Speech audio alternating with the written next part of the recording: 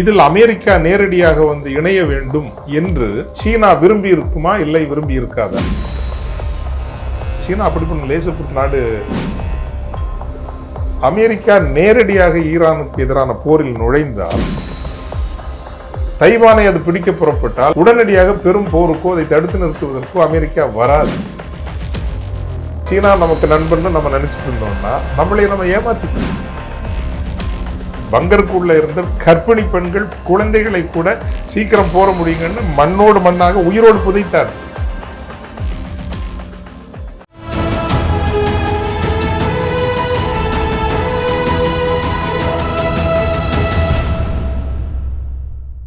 தமிழ்நிறம் நேயர்களுக்கு அன்பு வணக்கம். மீண்டும் உங்களை சந்திப்பதில் மிகுந்த மகிழ்ச்சி. இன்றைக்கு நம்மிடையே ஃபாதர் ஜெகத்கேஸ்வர் அவர்கள் இணைந்து இருக்கிறார். வாருங்கள் நேயர்களை ஃபாதர்கிட்ட பேசலாம். வணக்கம் ஃபாதர். வணக்கம் ஃபாதர். நம்ம சென்ற காணொலியில் இந்த போர் நிறுத்த அறிவிப்பு அதை பற்றி எல்லாம் பேசியிருந்தோம். இந்த காணொலி அப்படிங்கிறது இந்த போர் நடந்த திசை, இதில் உண்மையிலேயே வெற்றி பெற்றது யார், யாருக்கான இழப்பு அப்படின்னு பற்றி பேசலாம். ஒரு விரிவான உரையாடலாக இருக்கலாம் அப்படின்னு கட்டமைச்சிருக்கோம். முதல்ல ஃபாதர், இந்த இஸ்ரேல் ஈரான் இந்த போரில் வென்றவர்கள் யார், யாருக்கான இழப்பா இல்லை அது தோல்வின்னு சொல்லலாமா ஃபாதர்? இந்த 12 நாள் போரில் யார் தீர்க்கமாக வென்றார்கள் தோற்றார்கள் என்று சொல்ல முடியாது. ஏனென்றால் இஸ்ரேல் எந்த இலக்குகள், அரசியல் இலக்குகளுடன் இந்த போருக்கு சென்றதோ அந்த இலக்குகள் எட்டப்படவில்லை. கடந்த முறை நாம் சொல்லிவிட்டோம். ஈரானினுடைய அணு ஆயுத உருவாக்கத்தை தாமதப்படுத்த முடியுமே தவிர, அல்லது இந்த தாக்குதல்கள் மூலம் தாமதப்படுத்தி இருக்கலாமே தவிர, உருவாக்குவதற்கான ஆற்றல்களை முற்றாக முறியடித்து விட்டது, அழித்து விட்டது என்று சொல்ல முடியாது. உண்மையில் இழப்பு ஏன், நான் கடந்த முறை கூட ஏன் ஈரானை நான் திட்டுவது அல்லது அதை விமர்சிப்பது என்றால் அது காரணத்துக்கு வருகிறேன். உண்மையான இழப்பு என்றால் பாலஸ்தீன மக்களுக்கு தான் இழப்பு. ஏற்கனவே, அதாவது நான் அறிந்த கடந்த ஒரு 200 ஆண்டுகால வரலாற்றில் யூதர்களுக்கு நடந்த கொடுமையை விட ஒரு 21ஆம் நூற்றாண்டில் இவ்வளவு அப்பட்டமாக ஒரு மனித படுகொலை, இன அழிப்பு உலகத்தின் கண்களுக்கு முன்னால் நடக்கிறது, மானுடத்தின் கண்களுக்கு முன்னால் நடக்கிறது. ஒரு உணவுக்காக முண்டியடித்து கொண்டு போகிற அந்த ஒரு நெரிசலில் அதன் மீது தாக்குதல் நடத்தி நேற்று முன்தினம் 26 பேர் உயிரிழக்கிறது. இது போல கொடுமை எங்க நடக்கும்?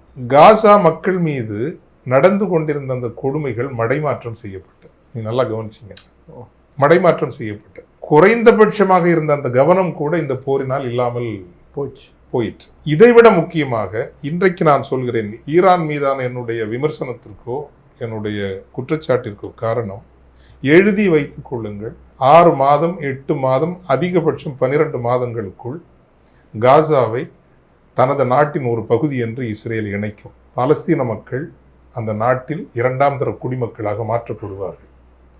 இதை தடுத்து நிறுத்துகின்ற தாக்குதல்கள் தொடரலாம், ஆங்காங்கு தொடர்ந்து கொண்டு இருக்கலாம், ஈரான் செய்யலாம், ஹமாஸ் செய்யலாம். ஆனால் அது நடக்கப் போகிறது. யாருக்கு இழப்பு? இதுதான் அடிப்படையில் நான் ஏன் இதை சொல்கிறேன் என்றால், இப்போ நான் ஈழ விடுதலை போராட்டத்தில் நெடுக நடந்து வந்தவன். இன்று இருக்கிற ஒரு புரிதல் எனக்கு 25 ஆண்டுகளுக்கு முன்பு இருந்திருக்குமே, ஆனால் அந்த போராட்டத்தை கூட வேறு திசைகளில் வழிநடத்தி இருக்கலாம். அமெரிக்காவில் இரட்டை கோபுர தாக்குதல் நடக்கிறது. அந்த தாக்குதல் ஒட்டுமொத்த உலக அரசியலில் விடுதலை போராட்டங்களுக்கும் பயங்கரவாதத்துக்கும் இடையேயான அந்த வேறுபாட்டு இடைவெளியை இல்லாமல் செய்கிறது. எல்லா போராட்டங்களும் பயங்கரவாதம் தான் என்கிற நிலைப்பாட்டை மேற்குலக நாடுகள், குறிப்பாக அமெரிக்கா எடுக்கிறது. அதனுடைய விளைவுகள் என்னவாக இருக்கும் என்பதை நாம் கணிக்கவில்லை. அல்லது இஸ்ரேலும் இந்தியாவும் சேர்ந்து இரவிலும் கண்காணிக்கக்கூடிய ஒரு செயற்கைக்கோளை அனுப்புகின்றன. அந்த செயற்கைக்கோள் தான் ஈழத்தை, விடுதலை புலிகளை அழித்தொழிக்க உதவிக்கு இஸ்ரேலும் இந்தியாவும் இணைந்துதான் செய்தன. இரவு நேர நகர்வுகள், புலிகளினுடைய நகர்வுகள் அனைத்தையும் இலங்கை இராணுவத்திற்கு கொடுத்து உதவியது இந்த இஸ்ரேலி இந்திய இணைவு தான். இதனுடைய விளைவுகள் என்னங்கிற நான் பார்க்கல. அல்லது இந்தியா முற்றுமுழுதாக தன்னை ஒரு தாராள பொருளாதாரமாக மாற்றி கொண்டு விட்ட பிறகு, குறிப்பாக நரசிம்மராவ் காலத்திற்கு பிறகு, விடுதலை புலிகள் என்கின்ற இந்தியாவையும் ஒரு கட்டுப்பாட்டில், அல்லது இந்தியாவை ஒரு செக்மேட்னு சொல்லுவாங்க, வைக்கக்கூடிய ஒரு இயக்கத்தினுடைய தேவை அமெரிக்க மேற்குலக நாடுகளுக்கு இருக்கவில்லை. தங்களினுடைய பொருளாதார வழித்தடங்களுக்கு இந்தியா வந்துவிட்டது என்பதால் இனிமேல் அப்படி ஒரு ஃபோர்ஸ் தேவையில்லைன்னு அவங்களும் நினைச்சிட்டாங்க. இதையெல்லாம் நம்மளால புரிஞ்சுக்க முடியல. நவீன தொழில்நுட்பங்கள், எப்போ வேணாலும் உங்களை மானிட்டர் பண்ணலாம். இந்த டிஜிட்டல் மொபைல் ஃபோன் இது இரவிலும் உங்களை வந்து மானிட்டர் பண்ணுற செயற்கைக்கோள் தொழில்நுட்பங்கள் இவற்றையெல்லாம் உள்வாங்கி கொள்ளாத போது நாம் எடுக்கிற முயற்சிகள் மூட்டைப்பூச்சியை போல நசுக்கிடுறாங்க. அதனால தான் நம்ம என்ன சொன்னோம்னா இதில் உண்மையிலே இழப்பு யாருக்கு என்று பாலஸ்தீன மக்களுக்கு தான் இழப்பு. அவர்களுடைய தாயகத்திற்கான கோரிக்கை என்பது இன்னும் காலதாமதப்படும். எப்போது வரும் என்று நமக்கு தெரியாது. எனவே நீங்கள் கேட்ட கேள்விக்கு நான் பதில் சொல்ல வேண்டும் என்றால் வெற்றி எவருக்கும் இல்லை, ஆனால் தோல்வி இழப்பு என்பது பாலஸ்தீன மக்கள். கண்டிப்பாக ஃபாதர், இதில் வந்து இந்த ஜியோ பாலிட்டிக்ஸ், இந்த உலக ஒழுங்குகளில் இந்த போர் நடத்தி இருக்கிற தாக்கம் என்ன ஃபாதர்? ஜியோ பாலிட்டிக்ஸ் இன்னைக்கு வந்து ஒரு ஃப்ளக்ஸ்ன்னு சொல்லலாம். ஒற்றை அதிகார மைய நாடாக ஒரு உலகமாக இந்த உலகம் இல்லை. இதை நீங்கள் நல்ல துல்லியமாக புரிஞ்சுக்கணும் அப்படின்னா, ஈரான் இஸ்ரேல் போர், இதில் அமெரிக்கா நேரடியாக வந்து இணைய வேண்டும் என்று சீனா விரும்பி இருக்குமா இல்லை விரும்பி இருக்காதா? கேட்குறவங்களுக்கு கேட்குறேன். விரும்பி இருக்கும் ஃபாதர். எதனால விரும்பி இருக்கும்? ஏன்னா அவங்க 2 பேரும் சேரக்குள்ள வந்து ஒரு ஒரு ஒரு ஒழுங்கு மாறும்ல ஃபாதர். இப்போ அமெரிக்காக்கு எதிராக இதுதான் அந்த ஜியோ பாலிட்டிக்ஸ் நீங்க புரிஞ்சுக்கணும்னா, சீனா ஈரானுக்கு ஆதரவான நாடு தான். உண்மையில் இஸ்ரேல் ஈரான் பகைமை, ஈரான் அமெரிக்கா பகைமை, இந்த பகைமையால் கடந்த 15 ஆண்டுகளில் 20 ஆண்டுகளில் அதிகமாக பலனடைந்ததும் கொழுத்து போனதும் சீனா தான். காரணம், உலக அளவில் ஈரானிய மசகு எண்ணெய்க்கு, கச்சா எண்ணெய்க்கு அமெரிக்க மேற்குலக நாடுகள் தடை விதித்திருக்கிற சூழலில் யாருக்காவது மலிவாக விற்று தனக்கு பணம் கிடைக்க வேண்டும் என்கின்ற கட்டாயம் ஈரானுக்கு இருக்கிறது. அந்த மலிவான விலையில் வாங்கி கொளுத்தது சீனா தான். இது நமக்கு தெரியாது, பொது கதையாடலில் வருவதில்லை. சீனா அப்படி பண்ண லேசப்பட்ட நாடு கிடையாது. அதனால தான் அவனுடைய அப்ரோச்சை வந்து நீங்கள் ரொம்ப கவனமாக பார்க்கணும். இப்போ இந்தியா கூட நம்ம கவனமாக பார்க்கணுங்கிறது சொல்கிறதே வந்து உண்மையில் அதனால தான் இது இது இது ஒரு காரணம். இதை விட முக்கிய காரணம், அமெரிக்கா நேரடியாக ஈரானுக்கு எதிரான போரில் நுழைந்தால் பசிபிக், ஆசிய பசிபிக் பிராந்தியத்தில் அதனுடைய கவனம் குறையும், அதனுடைய இராணுவ அணிதிரட்டல் குறையும். ஆசிய பசிபிக் பிராந்தியத்திலிருந்து மிக முக்கியமான இராணுவ உருப்படிகள், ஆசெட்ஸ், அதை வந்து அந்த பகுதிக்கு நகர்த்துகிற போது தைவானை இது பிடிக்கிறதுக்கான சாதக நிலை அதுக்கு வரும். தைவானை அது பிடிக்க புறப்பட்டால், ஆக்கிரமிக்க புறப்பட்டால் உடனடியாக பெரும் போருக்கோ அதை தடுத்து நிறுத்துவதற்கோ அமெரிக்கா வராது. இது சீனாவினுடைய கணக்கு. இதுதான் வந்து ஜியோ பாலிட்டிக்ஸ். ஸோ இந்த உலகத்தில் வந்து ஆமா சீனா நமக்கு நண்பன்னு நம்ம நினைச்சிட்டு இருந்தோம்னா நம்மளே நம்ம ஏமாத்திக்கிறோம்.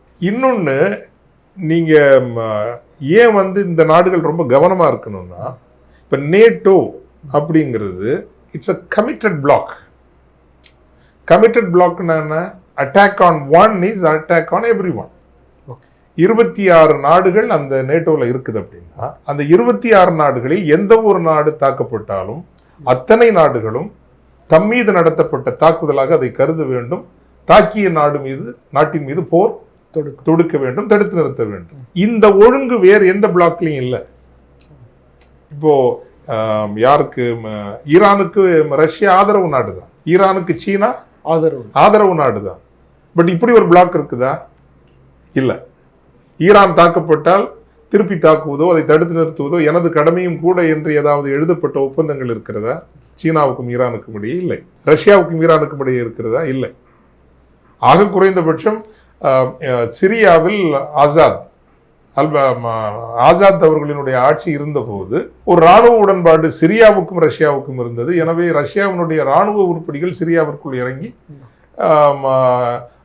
சில உதவிகள் ஈரானுக்கு செய்கிற ஒரு சூழ்நிலை இருந்தது. இன்றைக்கு அதுவும் இல்லை. புதிதாக வந்திருக்கிற அல்கெய்டா அமைப்பிலிருந்து வந்த ஒருவர் தான் இப்போது தலைவராக இங்கே இருக்கிறார். அல் சஹாராங்கிற ஒருவர் நினைக்கிறேன். அவர் ஏனைய அரபு நாடுகளோடு எப்படி நல்லுறவை உருவாக்கி கொள்வது, பழைய அல்கெய்டா வேர்களை எல்லாம் அவர் விட்டு விட்டாரா இல்லைன்னு தெரியல வந்து, ஆனால் அதைத்தான் அவர் முதன்மைப்படுத்துகிறாரே தவிர ரஷ்யாவுக்கும் சீனாவுக்கும் ஈரானுக்கும் ஆதரவாக இருக்கிற எண்ணமே அவருக்கு இல்லை. இப்படி இருக்கிற போது உண்மையில் ஒரு ஒரு ஒரு இனத்தை பாதுகாக்க வேண்டும். இப்போ ஹமாஸையோ ஹெஸ்புல்லாவையோ ஈரான் எதற்காக வளர்த்து விட்டது? பாலஸ்தீனர்களுக்காக என்று தானே வளர்த்து விட்டது. அப்போ நமக்கு முள்ளிவாய்க்கால நடந்ததே ஒரு பாடமா எடுத்து இவங்க பார்த்துருக்கணும்ல. அதுல வந்து இஸ்ரேல் ஈடுபட்டு இருந்தது. இவங்கெல்லாம் சேர்ந்தா கண்ணெதிரே 1.5 லட்சம் பேரை ஒரு மாசத்துல கொல்றதுக்கு தயங்க மாட்டாங்க. முள்ளிவாய்க்கால் என்ன நடந்தது? பங்கருக்குள்ள இருந்த கர்ப்பிணி பெண்கள் குழந்தைகளை கூட சீக்கிரம் போற முடியுங்கன்னு மண்ணோடு மண்ணாக உயிரோடு புதைத்தார்கள். பல்லாயிரமாக ஊனமுட்டு கிடந்தவர்களை எல்லாம் இந்த பொக்கலைன் கொண்டும் புல்டோசர் கொண்டும் சேர்த்து கூட்டி போட்டு உலகம் வந்து பார்ப்பதற்கு முன்னால் எரித்து முடித்து விடுங்கள் எரித்து முடித்தார்கள். இது கண்ணெதிரே நடந்தது. கொஞ்சமாவது மூடி மறைத்து செய்ததெல்லாம் வெளிப்படையா எங்க செய்யறாங்க? காசால செய்யறாங்க. அப்ப நீங்க அக்டோபர் 27, 2003 இப்படி தாக்குதல் நடத்துற நேரம் பெஞ்சமின் நெத்தன்யாகு என்கின்ற ஒரு போர் வெறியன், இப்போ அங்கேயும் வந்து ராஜபக்சேங்கிற அந்த போர் வெறியனை ஆட்சிக்கு கொண்டு வந்திருக்காவிட்டால் இந்த அழிவு நடந்திருக்காது இல்லையா? அது ஒரு கேம்பிள். அந்த கேம்பிள் வந்து எந்த காலச்சூழலில் நடக்கிறங்கிறப்போ வந்து அந்த காலச்சூழல் நமக்கு சாதகமாக இல்லை என்கின்ற போது சிறிய நாடுகள் மிக மிக கவனமாகத்தான் முன் செல்ல வேண்டும். ரஷ்யா நேரடியாக வராது. காரணம், அதனுடைய அரசியல் வளங்களும் சரி இராணுவ வளங்களும் சரி உக்ரைனில் அது சிக்கல்பட்டு இருக்கிறது. வடகொரியா முன்பு இருந்த இராணுவ ஆழத்தன்மை அவர்களுக்கு இல்லை. தொழில்நுட்பங்களை தொடர்ந்து வளர்த்து கொள்ளக்கூடிய பொருளாதார ஆற்றல் அதற்கு இல்லை. சீனா மட்டும்தான் மிக மிக நுட்பமாகவும் நுண்ணியமாகவும் அது தன்னை தன்னை தன்னை ரொம்ப அழகாக நடத்திக்கிறது. அதனுடைய நலன்களை மட்டுமே கருத்தில் கொண்டு. அதனால தான் நான் முதலில் சொன்னேன், அதுக்கு இப்போ ரொம்ப மகிழ்ச்சி. அமெரிக்கா நேரடியாக சண்டைக்கு வர்றது அதுக்கு ரொம்ப மகிழ்ச்சி. காரணம், தைவான் மீது அது ஒரு தாக்குதல் நடத்துவதற்கான ஏற்பாடுகளை செய்வதற்கு இது எல்லாமே தெரியும் அமெரிக்காவுக்கும். அடிப்படையில் இந்த ஒட்டுமொத்த போரினுடைய தன்மைகளை நீங்கள் பார்த்தீர்கள் என்றால் அது வெஸ்ட் ஏசியா, மேற்கு ஆசியா, அதாவது இஸ்ரேல், ஈரான் இந்த நாடுகளினுடைய பிரச்சனை தொடர்புடையதாக அடிப்படையில் இருக்கவில்லை. மாறாக அமெரிக்காவை பொறுத்தவரையில், இஸ்ரேலை பொறுத்தவரைக்கும் அது சீனா, ஹமாஸ், காசாவை இணைக்கிறது, இதுதான் அதோட இதாக இருக்கும். ஆனால் அமெரிக்காவை பொறுத்தவரையில் சீனாவை எப்படி நீண்ட கால அளவில் கட்டுப்படுத்துவது இதை நீங்க பல அணுகுமுறைகளில் பார்க்கலாம். ஏன் இந்த இதில் வந்து உடனே ட்ரம்ப் சீஸ்ஃபயர் டிக்ளேர் பண்ற காரணமோ அதுக்கப்புறம் ரொம்ப தப்பான ஒரு வார்த்தையை அவர் சொன்னார் இல்லைங்களா? நம்ம வெளிப்படையாக நம்ம சொல்ல முடியாத, நானே சொல்ல முடியாத, ஆனா கடுமையான கோபம் வந்தா நம்ம ஊரோட சொல்லுவாங்க, ஒரு கோபம் வந்தா அது மாதிரி சொல்றாரு அப்படின்னா அது வந்து ஏதோ டிராமாவுக்காக சொன்னதில்லை. அவருக்கு பெஞ்சமின் நெத்தன்யாகு பிடிக்காது, அந்த ஆளுக்கு ட்ரம்ப் பிடிக்காது, அவரை பிடிக்காது. வந்து காரணம், அமெரிக்காவினுடைய நீண்டகால மூலோபாய நோக்கு இப்போதை பொறுத்தவரை சீனாவை எப்படியெல்லாம் மட்டுப்படுத்துவது, அப்படி மட்டுப்படுத்துகின்ற அந்த இலக்கு நீங்க பாத்தீங்கன்னா இந்தியாவை வந்து உள்ளடக்கி ஏசியா பசிபிக் பிவட்னு ஒரு ஒப்பந்தத்துக்குள்ள கொண்டு வந்தாங்க, குவாடுக்குள்ள கொண்டு வந்தாங்க சீனாவை கட்டுப்படுத்துறதுக்கு. மேற்காசியாவை பொறுத்தவரையில் இதுவரை காலமும் ஈரானினுடைய எண்ணெய் வளத்தை பயன்படுத்தி மிக குறைவான விலைக்கு வாங்கி பயன்படுத்தி கொடுத்து கொண்டிருந்த சீனாவினுடைய இந்த உறவை போக போக மட்டுப்படுத்த வேண்டும். சோ அதை நோக்கித்தான் அமெரிக்காவினுடைய அணுகுமுறை இருக்குமே தவிர ஈரானை அழித்தொழிக்கும் என்று இருக்காது. அதனால தான் நான் திரும்ப சொன்னேன், அழித்தொழிக்க வேண்டும் என்று நினைத்தால் ஈராக்கை போல அவர்கள் குண்டு வந்து போட்டு அதை ஒரு அழித்தொழிப்பது அவர்களால் முடியக்கூடிய அந்த ஆயுதம் வச்சிருக்கிறாங்க. அது சரியா தப்பான்னு கேட்கிறப்ப வந்து இது வந்து ஒரு என்ன சொல்றது, ஒரு ராணுவம் என்பதும் அழிவு என்பதும் என்னைக்கு நம்ம ஏற்றுக்க முடியும்? நம்ம இப்ப பேசுறது வந்து ஒரு படித்த புவிசார் அரசியல் படித்த ஒரு அரசியலை நாம் பேசுகின்றோம். அப்போ அமெரிக்கா எதை நோக்கி நகரும் என்றால் இந்த அமைப்பிற்குள்ளேயே தனக்கு சாதகமான ஒரு அதிகார அமைப்பை அங்கு உருவாக்கலாமா? அல்கேடாவில இருந்து வந்த ஒரு அதிபரையே மை பெஸ்ட் ஃப்ரெண்ட் போய், இதுக்குள்ள வெட்கம் கூச்சம் நாணம் எல்லாம் கிடையாது. அதிகாரத்திற்கு வெட்கம் கூச்சம் நாணம் எல்லாம் கிடையாது. அப்போ அதே ஒழுங்கை இங்க கொண்டு வரலாமான்னு பாக்குறாங்க. எங்க ஈரானுக்குள்ளேயும் கொண்டு வர முடியுமா? இன்னைக்கு இருக்கிற அந்த காமியனி அரசுக்குள்ளேயே தங்களுக்கு சாதகமான ஒரு ஒழுங்கை கொண்டு வந்து, ஏற்கனவே ஏப்ரஹாம் அக்கார்ட்ஸ்னு ஒன்று அதை புதுப்பித்து ஓரளவுக்கு ஷியா சன்னி இந்த ஒரு இதை கொண்டு வந்து இந்த மத்திய கிழக்கு பகுதியினுடைய எனர்ஜி ரிசோர்ஸஸை வந்து ரொம்ப தாராளமாக சீனா பயன்பெற்று கொண்டிருப்பதை மட்டுப்படுத்தலாம் என்பதுதான் முதன்மை இலக்காக இருக்குமே தவிர ஈரானை அழித்தொழிப்பது இன்றைக்கு முதன்மை இலக்கு அல்ல. இதை புரிஞ்சுக்கிட்டாதான் நடக்கிற நாடகங்களையும் நடக்கிற நகர்வுகளையும் நீங்கள் உண்மையிலே உள்வாங்கிக் கொள்ள முடியும். இப்ப நீங்க சொல்றத வந்து நேற்று நடந்த நேட்டோ அந்த அமைப்பினுடைய கூட்டத்திலையும் விவாதிக்கப்பட்டிருக்கு. அதுல ஒரு மிக முக்கியமான ஒரு விஷயத்தை அந்த செயலாளர் தெரிவிச்சிருக்கிறார். தைவானுக்கும் சீனாவுக்கும் அந்த போர் அடுத்தது வர இருக்கிறதா அந்த உரையாடல்ல சொல்லப்பட்டு உலகத்துடைய கவனத்தை அந்த சொல்லாடல் பற்றி அதை நம்ம எப்படி நாம் இந்த முந்தைய கேள்விக்கு சொன்ன பதில் தான். சீனா வந்து அதை நோக்கித்தான் நகரும். எப்படி இந்தியா வந்து இந்தியா காஷ்மீரினுடைய பாகிஸ்தான் ஆக்கிரமித்து வைத்திருக்கிற பகுதி எங்களுக்கு வருகின்ற போதுதான் முழுமையான பாரதம் ஆகும் என்று சொல்கிறதோ, அதே போல தைவான் முழுமையாக தன்னோடு இணைக்கப்பட்டால்தான் அது முழுமையான சைனா என்று சீனா ஒரு நிலைப்பாடு வைத்திருக்கிறது. ஆனால் ஒரு உடனடியான பெரும் போருக்கு போனால் அது உலக சந்தைகளில் எதிர்விளைவுகளை ஏற்படுத்தி இன்று தனக்கு இருக்கிற அந்த அரசியல் உயர்நிலையை அது பாதிக்குமோ என்கின்ற காரணத்தினால்தான் அப்படியே கொஞ்சம் யோசனையில இருக்குது. அதனால் அமெரிக்கா வேறு பகுதிகளில் எல்லாம் சண்டைக்கு போகாதா என்றும் அதை ஆசைப்படுகிறது. அது சீனா ஆசைப்படுகிறது. தைவானை அவ்வளவு எளிதாக சீனா விடாது. காரணம் என்னவென்றால், இன்றைக்கு இருக்கக்கூடிய தொழில்நுட்பம், நவீன தொழில்நுட்பம், நீங்க மொபைல்ல இருந்து எந்த தொழில்நுட்பமா இருந்தாலும் இன்னைக்கு செமிகண்டக்டர் ரொம்ப முக்கியம். செமிகண்டக்டரினுடைய அமெரிக்க முதலீடுகளும் சரி, அமெரிக்க நிறுவனங்களுக்கு விநியோகம் செய்கிற அல்லது கொடுக்கிற உள்ளீடு வழங்குகிற நிறுவனங்களும் தைவானை மையமாக கொண்டு தான் நிறைய இருக்குது. இப்ப நம்ம ஊர்ல கூட பாத்தீங்கன்னா ஃபாக்ஸ்கான் ஒரு நிறுவனம் இருக்கும். ஆப்பிள் போன்ல இருக்கிற அந்த இது எல்லாமே வந்து இந்த ஃபாக்ஸ்கான்ல வருது, அது தைவான் கம்பெனி. பட் இந்த சிக்கல் வருங்கிறதுக்காக தான் நீங்க அமெரிக்கா அந்த தைவான் கம்பெனிகள் எல்லாம் ஷேர் ஹோல்டிங்ல உள்வாங்கி வந்து அமெரிக்கால என்விடியான்னு ஒரு கம்பெனி இருக்கும். நீங்க பாத்தீங்கன்னா நீங்க போட்டு பாருங்க, அந்த என்விடியா கம்பெனியோட மார்க்கெட் கேபிட்டலைசேஷன் இந்தியா, பாகிஸ்தான், இது ஒரு ஏறக்குறைய ஒரு 15 நாடுகளுடைய ஒட்டுமொத்த ஜிடிபியை விட அதிகம். ஒட்டுமொத்த ஜிடிபியை விட. இந்த குளோபல் பாலிடிக்ஸ் உடைய ஆபரேஷனை பார்த்தீங்கன்னா நமக்கெல்லாம் வந்து, ஆனால் அதனால தான் நான் சொல்றேன், தமிழர்கள் வந்து ஒரு புறாவை போல் கபடற்றவர்களாகவும் பாம்பை போல் விவேகம் உள்ளவர்களாகவும் நீங்கள் இருக்கணுங்கிறது என்னென்ன நடக்குது. அதனால தான் நம்ம அறிவு புலத்தில் பெரிதாக வளருங்கள், அதை அணி திரட்டுங்கள். பொருளாதாரத்தில் பெரிதாக வளருங்கள், அணி திரட்டுங்கள். கல்ச்சர்ல வந்து வேல்யூஸ் அண்ட் கல்ச்சர், அதுல வந்து இந்த மூணையும் கம்பைன் பண்ணி நின்னீங்கன்னா நமக்கு இறையாண்மை இல்லாமல் இருந்தாலும் இந்த உலகத்தில் மதிக்கப்படுகின்ற ஒரு மக்களினமாக இருக்க வேண்டும் அப்படின்னு நான் அடிக்கடி அந்த இதில் திரும்ப நான் சொல்லிட்டு இருக்கிற காரணம் வந்து, இந்த உலகத்தில் என்ன நடக்கிறது என்பதை உன்னிப்பாக கூர்ந்து கவனிக்கின்ற காரணத்தினால். ஸோ திரும்ப ஒரு அதான் இந்த என்விடியாங்கிற ஒரு கம்பெனி, நீங்கள் what is the market capitalization of Nvidia company which supplies semiconductors வந்து அது தொடர்பான பல ஆய்வுகளை செய்கிறது வந்து. அப்போ அதுக்கும் தைவானுக்கும் நெருங்கிய இது உண்டு. ஆனால் தைவான் அவ்வளவு எளிதாக வந்து அமெரிக்காலாம் விடமாட்டாங்க. ஸோ இந்த அதுக்காக தான் நேட்டோ பாருங்களேன் வந்து உக்ரைனுக்கு படையெடுக்க போன ஐரோப்பிய நாடுகள், ஏன்னா ரஷ்யா உக்ரைனை வந்து நேட்டோக்குள்ள கொண்டு வரணும், இதுதான் இவங்களோட. அதுக்கு இப்போ கொடுக்குற விலை என்ன? இது வரைக்கும் 2% ஜிடிபிங்கிறது இருக்குது. அது ஏறக்குறைய 1.282 ட்ரில்லியன்னா நீங்க அதுக்கு கணக்கு இப்போ இந்த சைபரே போட முடியாது, அந்த அளவுக்கு போகும். அது லட்சம் கோடி டாலர்னு வச்சுங்களேன். இப்போ 5% ஜிடிபின்னா அது 3.32 ட்ரில்லியன் டாலரான எங்க ஏற்கனவே இராணுவமயப்பட்டு இருக்கிற ஒரு உலகம் இன்னும் பெரும் இராணுவமயமாக போகிறது. அழிவு ஆயுதங்கள் பெருக போகின்றன.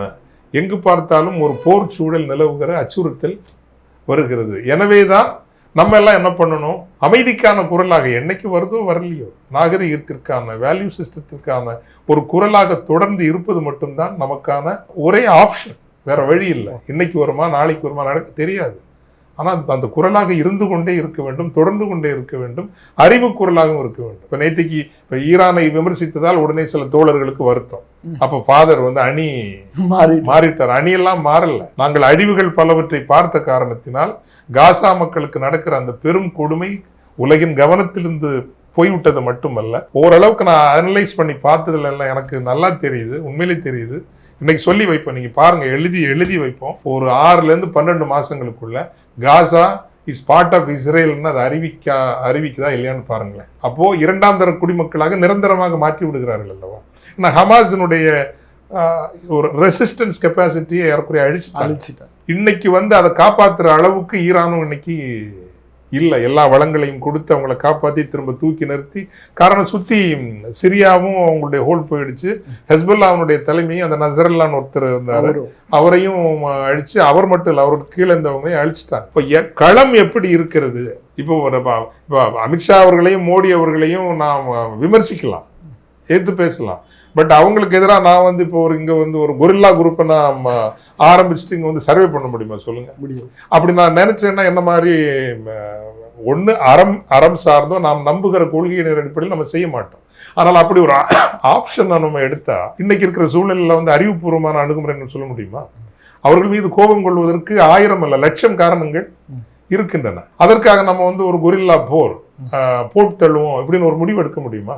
முடியாது. ஏனென்றால் இன்னைக்கு ஸ்டேட்டுங்கிறது வெரி வெரி பவர்ஃபுல். அப்போ ஜனநாயக பொறிமுறைகளினூடாகத்தான் நீங்க போக முடியும். நான் இன்னைக்கு சொல்றேன், தந்தை பெரியார் இன்னைக்கு இருந்தால் அன்றைக்கு அவர் பேசுனதை இன்னைக்கு பேச முடியாது. இன்னைக்கு பேச முடியாது. காரணம், தந்தை பெரியார் பேசிய காலத்தில் இந்த ஸ்டேட்டுங்கிற ஒரு விஷயம் இருக்கு இல்லைங்களா, ஸ்டேட்னா அந்த அரச அதிகார அமைப்புங்கிறது அப்பதான் உருவாகிட்டு இருக்குது இந்தியாவில். யார் வேணாலும் என்ன வேணாலும் பேசிட்டு தப்பிச்சுக்கலாம். ஆனா இன்னைக்கு அதிகார அமைப்புங்கிறது ஒரு ராட்சத அமைப்பாக மாறிவிட்டது. உங்களை என்ன வேணாலும் பண்ணலாம், நசுக்கலாம் அப்படிங்கிற மாதிரி மாறிடுச்சு. இப்ப நானே சொல்றேன், இப்போ தமிழர்கள் உலக அளவில் ஒருங்கிணைவதையே புதுடெல்லி சர்வாதிகாரம் விரும்பல. இப்ப நம்ம வந்து என்ன ஆக்கப்பூர்வமாக நமது மக்களுக்கு பொருளாதார வாய்ப்புகளுக்காக வழிகளுக்காக சில முயற்சிகளை எடுத்துக்கொண்டிருக்கிறோம். 1.25 வருஷமா என் பாஸ்போர்ட்டை வந்து ரினியூவல் கொடுக்காம வச்சிருக்காங்க. இதுதான் ராட்சத அதிகார அமைப்புன்னு சொல்றது. இது ஒரு ராட்சத அதிகார அமைப்பு. ஒரு மொபிலிட்டிங்கிறது, டிராவலுங்கிறது ஃபண்டமெண்டல் ரைட், உங்க லைஃபோட சம்பந்தப்பட்டது. இப்போ எனக்கே இப்படி பண்றாங்கன்னா, இப்ப நம்ம இனி ஆயுதம் தூக்குனா இதெல்லாம் பண்ணான்னா விட்டு வைப்பாங்களா? இப்ப எதுக்கு சொல்ல வரேன்னா, எப்படிப்பட்ட எதிரியை நீங்கள் எதிர்கொள்கிறீர்கள்? நம்ம திருக்குறள் ஒன்று சொல்லுவோம்ல, வினை வலியும் தன் வலியும் மாற்றான் வலியும் துணை வலியும் தூக்கி செயல். வினை வலி உங்களுக்கு சரியா தான் இருக்குது, உங்களுக்கு காசு இருக்குது, சரியான தார்மீகம் இருக்கிறது. அப்போ ஆனா உன் வலிமை என்னன்னு தெரியணும்ல, தன் வலிமை என்னன்னு தெரியணும்ல. எனக்கு இப்போ 60 வயசு ஆகுது. ஒரு 25 வயசு நல்லா ஃபைட்டர்கிட்ட போய் நான் போய் வந்து பிசிக்கல் ஃபைட்டுக்கு நான் கூப்பிட முடியுமா? என் வலிமை என்னன்னு தெரியும். ஆர்கியூ பண்ணலாம், தர்க்கம் பண்ணலாம், ரைட்டா? 60 வயசுக்கு ஈக்குவலா இருக்கிற இன்னொரு நோஞ்சான் வயசானவரோட நான் சண்டைக்கு போகலாம். 28-30 வயசுல வந்து திடகாத்திரமா இருக்கிற நான் சண்டைக்கு போனா என்ன மாதிரி முட்டாள் இருக்க முடியுமா? முடியாது. வினை வலியும் தன் வலியும் மாற்றான் வலியும் துணை வலியும். நான் அடி வாங்கியாங்கன்னா ஒரு 10 பேர் வந்து நம்மளை வந்து அரணா நிற்பாங்களான்னு தெரியும். துணை வலியும் தூக்கி செயல், இதெல்லாம் பார்த்து தான் சண்டைக்கு போகணும். இன்னைக்கு உலக ஒழுங்கு அப்படி இருக்குது. இந்த உலக ஒழுங்கினுடைய செல் நெறிகளை, ட்ராஜெக்டரி, செல் நெறிகளை புரிந்து கொண்டால்தான் சரியாக ஈரானுடைய வளர்ச்சி பெரிதாக வரும், கட்டாயம் வரும். ஏன்னா அதுக்கு பயன்படுத்தப்படாத இன்னைக்கு உலகத்திலே 2வது மிகப்பெரிய எண்ணெய் வளங்களை கொண்ட ஒரு நாடாக இருக்கிறது. நாகரீக வேர் தசைகள், மசில் அவங்களுக்கு உண்டு. அதே போல கல்வியையும் அறிவையும் அடிப்படையில் தேடுகிற ஒரு மக்கள் சமூகம். ஆனால் 55 வருஷமா அது present regime has become corrupt regime. அதை யாரும் வெளியே பேச மாட்டேங்கிறாங்க. நமக்கு பிடிச்சி இப்ப நம்ம இந்த ஊர்ல வந்து அதிமுக திமுக கெட்டு போயிட்டு இருக்குன்னு சொன்னா உடனே கோவம் வருது இல்லைங்களா? கெட்டு போயிட்டு தான் இருக்குது, டூ மச் கரப்ஷன் ஆகுது, கொள்கை தெளிவு இல்லை. இதெல்லாம் பேசினா மட்டும்தான் நம்ம வந்து கொஞ்சமாவது புதுப்பிக்க முடியும். அப்படிங்கிற அடிப்படையில் தான் நம்ம ஈரானையும் நம்ம விமர்சிக்கிறோம். மற்றபடி இஸ்ரேல் செய்கிறது சரியில்லை. அது வந்து அடிப்படையில் பெஞ்சமின் நெத்தன்யாஹு ஒரு போர் வெறியர். அது செய்வது வந்து ஜெனசைட் மனித குலத்திற்கு எதிரான மாபெரும் படுகொலை செய்து கொண்டிருக்கிறது. ஆனால் அந்த மக்கள் அழிந்து முடித்த பிறகு நம்ம என்ன சொல்ல போறோம்?